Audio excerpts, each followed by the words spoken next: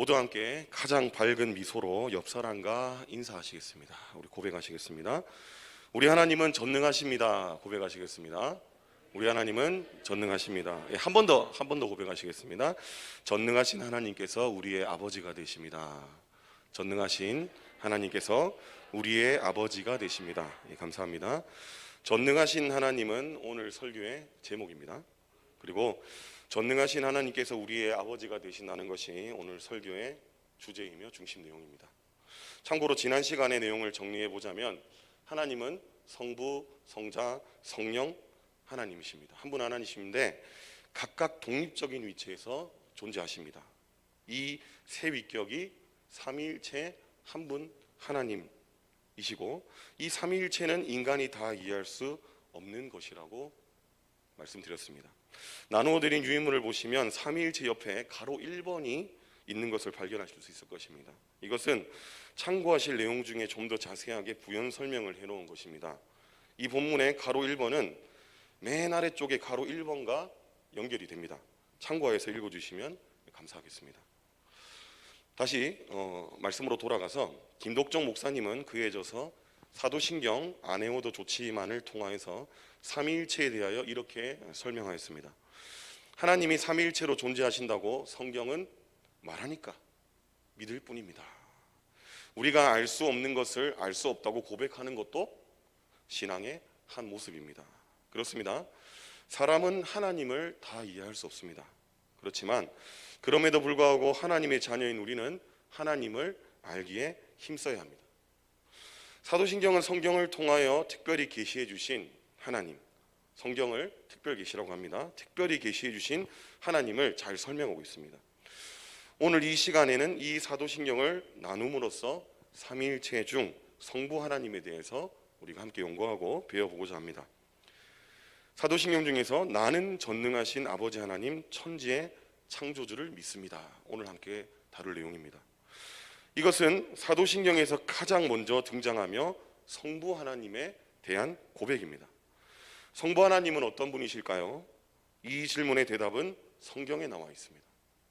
성경은 하나님이 어떤 분이신지에 대해서 말씀하고 있습니다. 그리고 성경의 많은 내용 가운데 딱 한마디로 성부 하나님을 소개하고 있는 것이 위의 내용인 사도신경의 첫 번째 고백이 되겠습니다. 이 고백은 성부 하나님이 어떤 분이신지 보여주는 핵심입니다. 지난 시간에 말씀드린 것처럼 사도신경을 공부하는 것은 교리를 쉽게 이해할 수 있는 유익을 줍니다. 성경의 교리는 어렵고 광범위해서 쉽게 다가가기 힘듭니다. 이 때문에 성경의 모든 교리를 공부하는 것은 거의 불가능에 가깝습니다. 하지만 사도신경은 성경의 핵심 교리를 요약해 놓았습니다. 이 때문에 사도신경을 공부하면 쉽고 자연스럽게 성경을 알 수 있는 것입니다. 이와 같은 맥락으로 사도신경의 첫 번째 고백인 나는 전능하신 아버지 하나님 천지의 창조주를 믿습니다에 대하여 나누면 우리는 성부 하나님에 대한 핵심을 알게 되는 것입니다. 그렇다면 사도신경에서 성부 하나님을 어떤 분으로 고백하고 있습니까? 첫 번째, 사도신경에서 성부 하나님을 전능하신 하나님으로 고백합니다.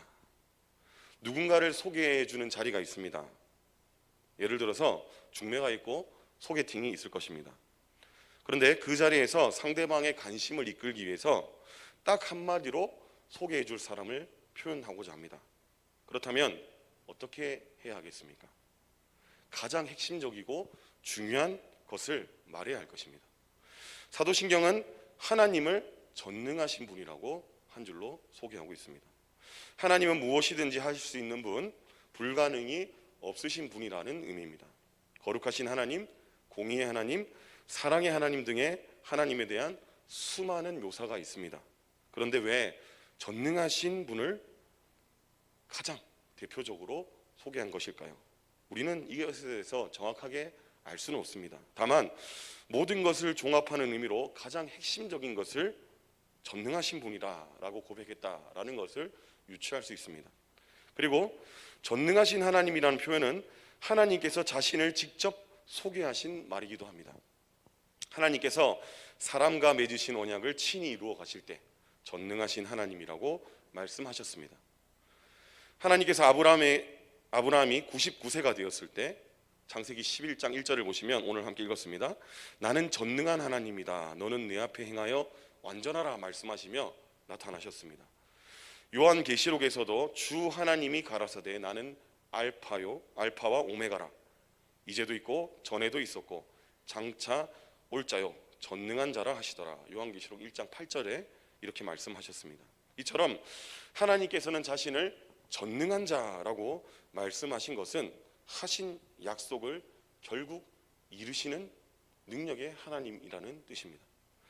하나님은 늙은 아브라함과 사라에게 이삭을 주셨습니다. 이것뿐만이 아니라 이를 넘어서 더 큰 범위에서도 전능한 일을 행하십니다. 전능하신 하나님께서 천지를 만드셨고 하나님의 역사 가운데 하나님의 약속을 이루어 가시다가 마지막 날에 그 약속을, 그 계획을 완전히 성취하십니다. 알파와 오메가요 처음과 마지막이 되시는 하나님께서 태초에 의도하신 모든 것을 그의 전능하신 능력으로 다 이루실 것을 선언하는 것입니다. 전능하신 하나님께서 아브라함과 언약을 맺으셨습니다. 하나님께서 아브라함에게 너는 너의 고향과 친척과 아버지의 집을 떠나 내가 내게 보여줄 땅으로 가라 라고 명령하십니다.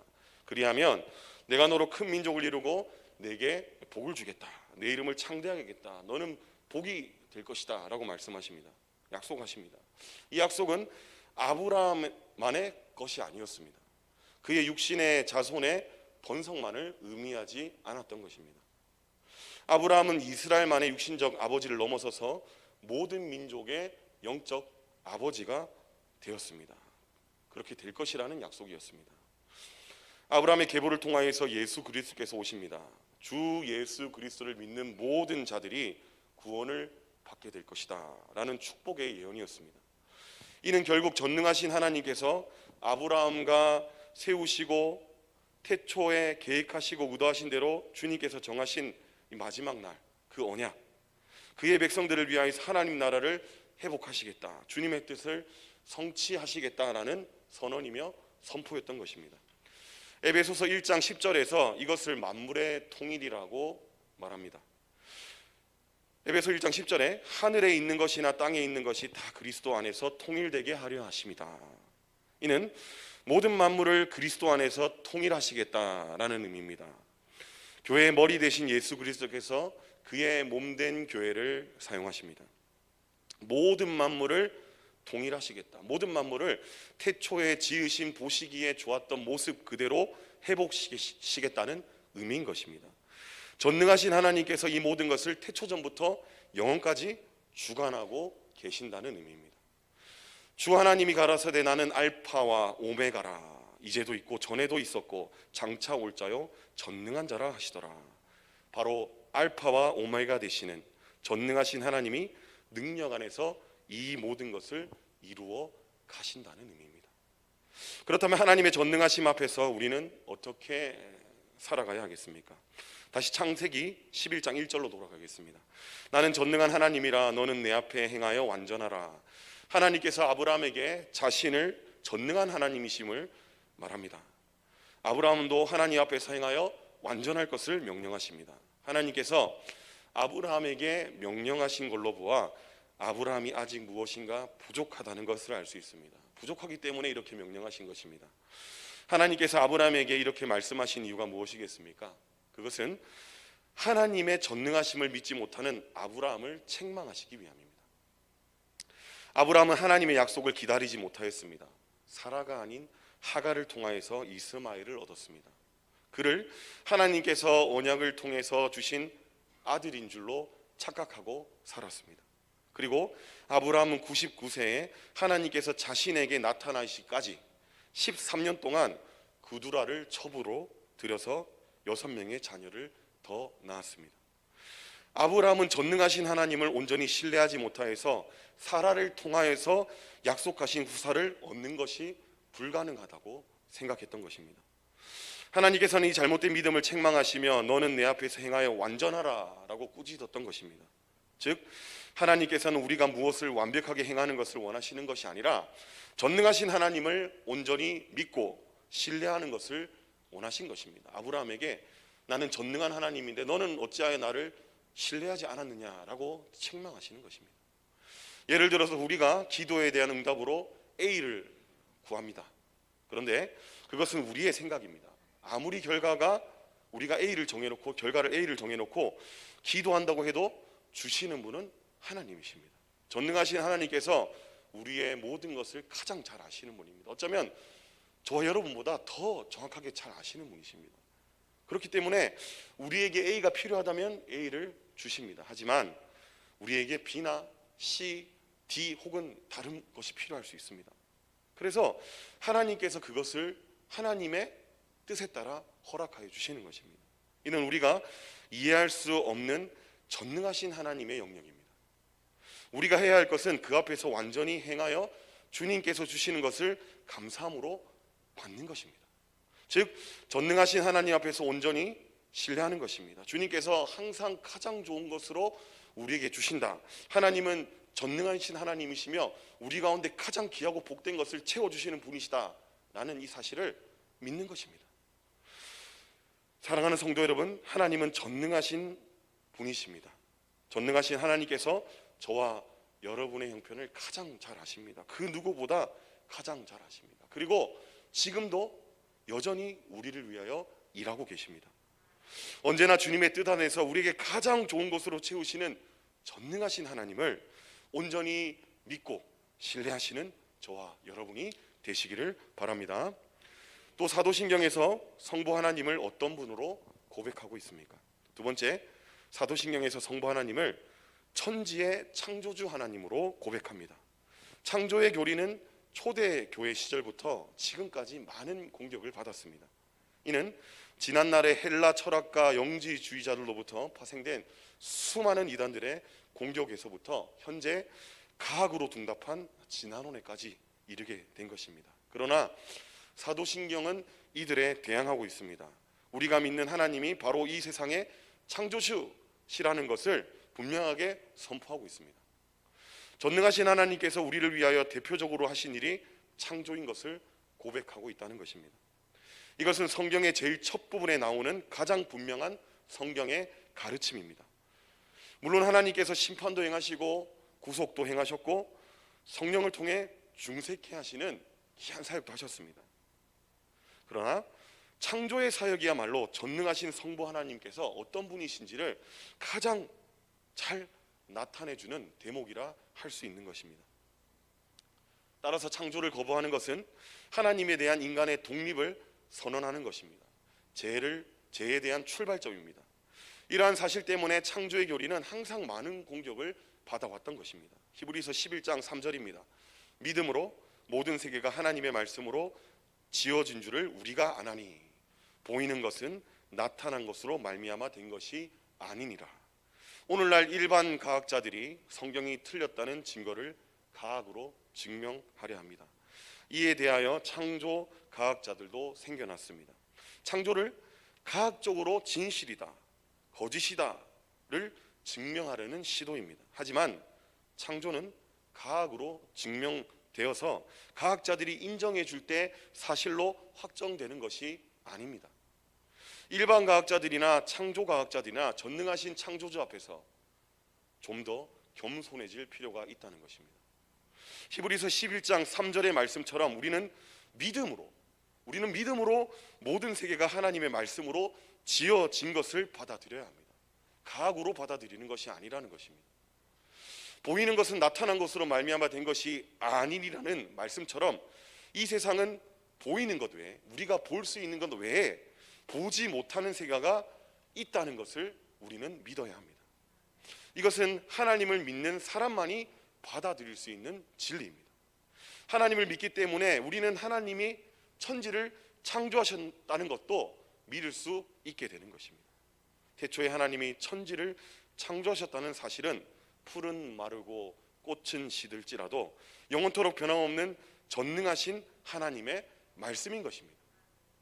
또 창조와 섭리는 함께 다루어야 할 필요가 있습니다. 창조를 말할 때 섭리도 함께 말해야 된다는 것입니다. 이둘은 떨어질 수 없는 관계입니다. 그런데 구분되어야 합니다. 섭리에 대하여 하이델베르크 요리문답 27문에서 이렇게 설명하고 있습니다. 섭리란 하나님의 전능하고 언제 어디나 미치는 능력으로 하늘과 땅과 모든 피조물을 여전히 보존하고 다스리시는 것이다. 참고로 하이델베르크 요리 문답은 사도신경과 같은 독일에서 나온 신앙 고백서입니다. 영국에서 나온 웨스터민스터 대소교리 문답과 비슷합니다. 우리 고신에서는 이 문답을 다 받아들이고 있습니다. 창조가 하나님께서 무엇을 하셨는가에 대한 고백이라면 섭리는 하나님께서 지금 무엇을 하시는가에 대한 고백입니다. 즉 하나님의 백성은 세상이 어떻게 만들어졌는지도 알아야 됩니다. 반드시 알아야 됩니다. 그리고 세상이 어떻게 움직이고 있는지도 알아야 된다는 것입니다. 이 세상이 어떻게 움직이는지에 대한 것이 바로 하나님의 섭리부분이라는 것입니다.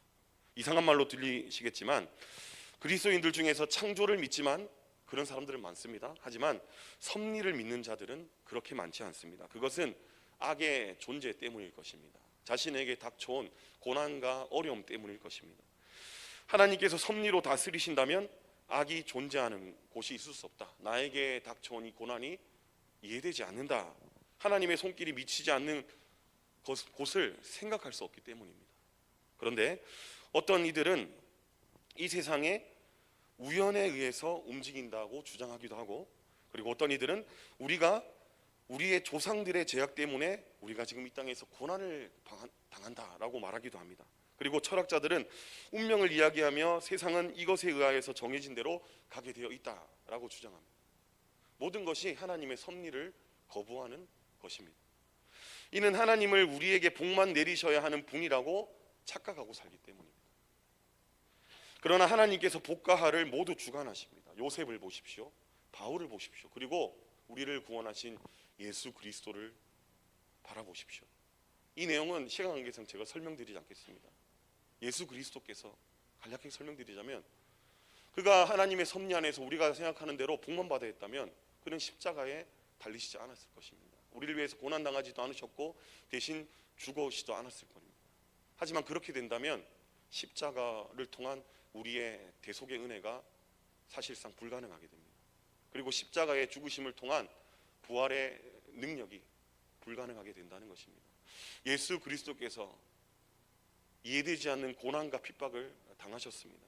사탄은 예수 그리스도를 끝까지 공격했습니다. 급기야 예수 그리스도를 죽기까지 그렇게 공격했습니다. 하지만 예수 그리스도께서는 죽으심으로 패배한 듯 보였습니다. 하지만 그가 부활하심으로써, 정확하게는 성부 하나님께서 죄 없으신 예수 그리스도를 다시 부활시켜 주셨습니다.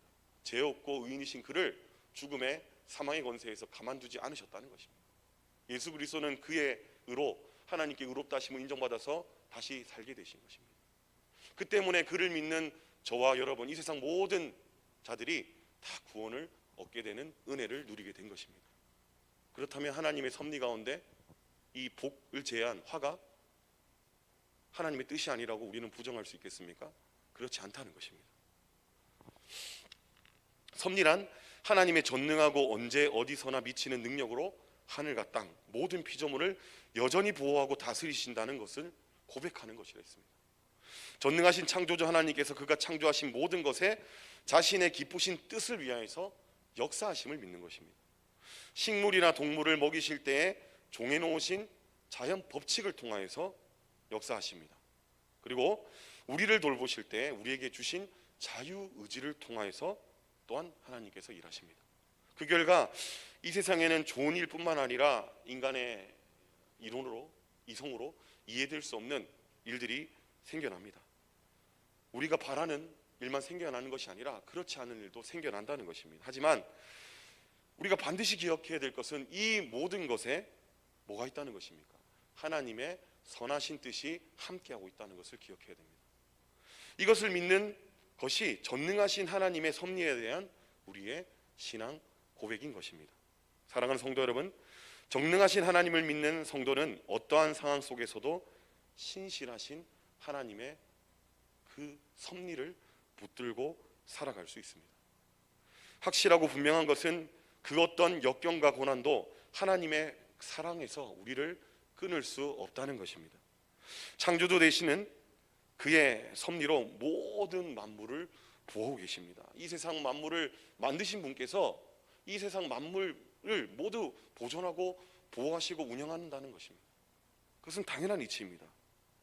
전능하신 하나님을 우리는 신뢰해야 됩니다. 이 하나님을 신뢰할 때 우리는 주님과 함께 우리에게 당한 모든 것을 넉넉히 이겨낼 수 있습니다. 하나님의 이 섭리, 모든 것을 선하신 뜻대로 이끄시는 하나님의 이 좋으신 하나님의 선하심을 기억하시면서 항상 모든 상황 가운데서 믿음으로 모든 것을 넉넉히 이겨내시는 저와 여러분이 되시기를 바랍니다. 마지막으로 사도신경에서 성부 하나님을 어떤 분으로 고백합니까? 세 번째, 사도신경에서 성부 하나님을 우리의 아버지 하나님으로 고백합니다. 사도신경을 통하여서 우리는 전능하신 하나님을 전능하신 아버지 하나님이라고 고백하고 있습니다. 하나님께서 전능하신 분이시라는 것과 그 전능하신 분이 바로 우리의 아버지 되신다는 고백입니다. 이는 우리 신앙의 고백 중에서 가장 기초가 됩니다. 보통 믿음이라 하면 예수님에 대한 믿음을 말합니다. 이는 처음 믿을 때 먼저 예수님을 영접하기 때문일 것입니다. 그러나 이미 예수님을 믿은 성도들에 있어서 우리 신앙의 출발은 어디서부터 시작돼야 됩니까? 하나님의, 성부 하나님에 대한 고백에서부터 시작해야 된다는 것을 우리는 기억해야 됩니다. 그것은 하나님께서 우리의 하나님 되시기, 우리의 아버지 되시기 전에 이미 우리 주 예수 그리스도의 영원한 아버지 되셨기 때문입니다. 따라서 하나님께서 우리의 아버지가 되어주시는 일도 예수님 덕분입니다. 예수님 때문이라는 것입니다. 하나님은 예수님의 아버지이시기 때문에 예수님을 통해서만 우리가 하나님의 자녀가 된다는 것입니다. 요한복음 1장 12절입니다. 영접하는 자, 곧 그 이름을 믿는 자들에게는 하나님의 자녀가 되는 권세를 주셨으니. 이 말씀을 근거로 예수님을 영접하는 사람들, 예수님을 받아들이는 사람만이 다 하나님의 자녀가 된다는 것입니다. 천지를 창조하신 전능하신 하나님 아버지께서 그리스도 때문에 우리의 하나님과 아버지가 되셨다는 사실은 우리에게 큰 위로와 확신을 줍니다. 자녀들이 필요한 것이 있어서 부모에게 요청을 하는데 부모가 사랑이 없거나 아니면 능력이 없다면 그것을 들어줄 수가 없습니다. 하지만 전능하신 우리 아버지 하나님께서는 우리에게 독생자 예수 그리스도를 보내어 주시고 천지를 창조하시고 다스리실 만큼 사랑이 많으시고 능력이 크신 분이십니다. 우리는 예수 그리스도를 인하여서 우리에게 필요한 모든 것을 우리의 아버지 되시는 전능하신 하나님께 구할 수 있습니다. 주님께서 자녀들의 모든 기도를 주님의 뜻 가운데 응답하여 주시는 근거가 된다는 것입니다. 또 전능하신 하나님께서 우리와 아무 관계가 없다면 그야말로 두려움과 공포의 대상일 뿐입니다. 이것은 이방 종교를 보면 알 수 있습니다. 그들은 신을 아버지라 부르지 않습니다. 어떻게 해서든지 신을 달래기 힘씁니다. 태풍이 불고 가뭄이 심하거나 이런 천재지변이 오면 기우제를 지내거나 제사를 지냅니다. 이때 생명을 바치는 끔찍한 일도 벌어지기도 합니다. 우리도 이와 같다면 우리 하나님의 전능은 우리에게 얼마나 두려움이 되겠습니까? 공포와 절망일 뿐일 것입니다. 따라서 하나님께서 우리의 아버지가 되신다는 것은 우리에게 참 소망을 줍니다. 이렇듯 전능하신 하나님께서 우리의 아버지 되시고 우리가 그의 자녀라는 사실을 안다면 우리는 어떠한 삶을 살아야 되겠습니까? 우리가 하나님의 자녀이기에 마땅히 살아야 할 모습이 있습니다. 하나님의 자녀로 어떻게 살아야 하는지 성경 곳곳에서 우리 가운데 말씀하고 있습니다.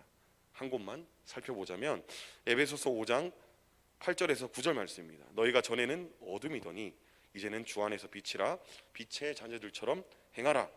빛의 열매는 모든 착함과 의로움과 진실함에 있느니라. 우리가 이전에는 어둠이었습니다. 예수님을 믿고 하나님의 자녀가 되었습니다. 그래서 빛이 되었습니다. 빛의 자녀가 되었다는 것입니다.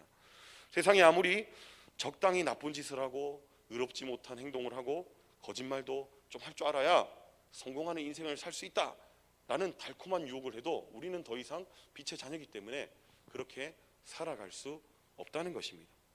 우리는 빛의 자녀로서 착하게, 의롭게, 진실되게 살게 되었다는 것입니다.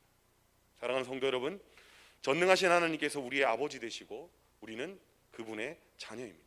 이것은 엄청난 특권이기도 하지만 책임도 따릅니다.